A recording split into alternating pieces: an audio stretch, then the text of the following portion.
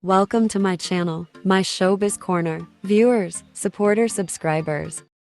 Isang content creator, influencer at TikToker ang naglabas ng kanyang saloobin at reaksyon tungkol sa mga naglipana ngayon ng mga P-pop groups sa mundo ng P-pop industry. Walang kawala at walang ligtas ang mga grupong hindi pa maayos sa pag-perform, pagsayaw at pagkanta.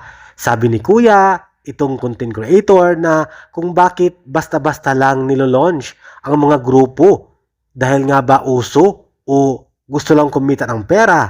Sabi daw, kahit maganda ang boses, may talent sa pagsayaw, ay hindi sapat. Dapat may training at workshop bago i-launch.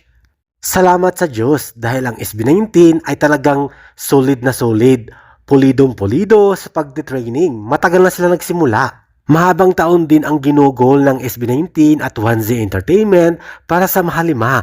Talagang ginawa ang lahat para mamold sila at mailabas lahat ng talent sa pagsayaw at pagkanta. Kaya heto nga, hindi lang sa pagsayaw at pagkanta eksperto ang ating Mahalima, kundi sa pag-compose at pagsulat at paggawa ng kanta.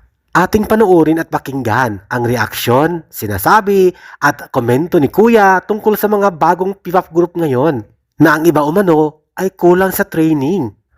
May punto kaya si Kuya o prangka lang siya? Kuya, huwag niyong isali ang Sonara dahil ang Sonara mahabang taon sila nag-training through 1Z Entertainment.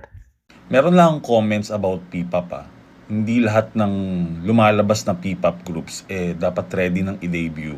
So maganda naman, dumadami na yung P-pop groups ngayon. Ibig sabihin, yung industry natin lumalawak na. Pero ang tanong, lumalawak ba to ng maayos o minamadali lang kasi uso? Ang problema kasi, kapag may bagong group na nilalabas na kulang pa sa training, yung unang binabato doon yung members. Pero sa totoo lang, hindi naman sila dapat yung unang sisihin.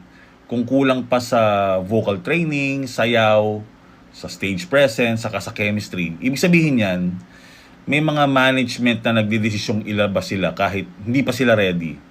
At delikado doon, lalo na sa mga P-pop groups ngayon, mas mataas na yung standard kasi sinet ng SB19, BINI, Alamat, G22, BGYO, at iba pang groups na nagpakita kung gaano kahalaga yung matinding training bago lumabas sa public. Hindi na pwedeng basta magbuo ka lang ng grupo, bigyan mo ng kanta, tapos tawagin mo ng P-pop. Of course, P-pop deserves preparation, hindi exploitation. Kasi kapag minadali mo yung debut, hindi lang performance nila yung maapektuhan, pati yung confidence ng artist, pati yung tingin ng tao sa buong industry. Kaya for me, kung gusto nating lumakas yung P-pop talaga, hindi lang dapat dumami yung groups. Dapat dumami yung groups na talagang ready. Thank you for watching, guys. See you in the next video and update. Please like and subscribe to my channel. Keep watching. God bless everyone, and always remember, be yourself and be a good one.